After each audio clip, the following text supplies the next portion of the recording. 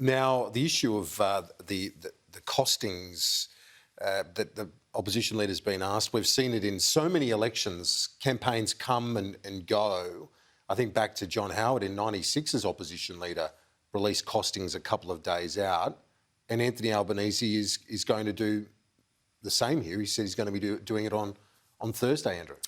Yes, and it just has a different feel about it when there are deficits around the $50 to $80 billion mark, as opposed to whether you're in deficit or whether you're in surplus or whether it's a $10 or $20 billion deficit. But as Kieran says, it would not be the last week of a campaign without controversy over costings. We know Labor are expected to project higher deficits than the very high deficits the coalition continues to promise.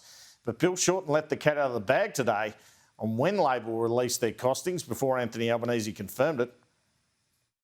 Thursday will be when the costings are released. I'm not going to tell you the day.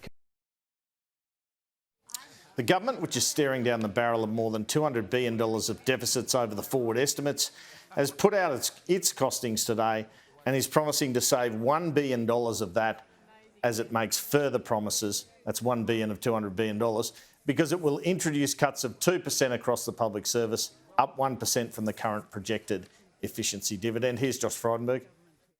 So what we've done is we've detailed $2.3 billion of extra spending, and you can go and see the independent costings from Treasury and Finance on their website.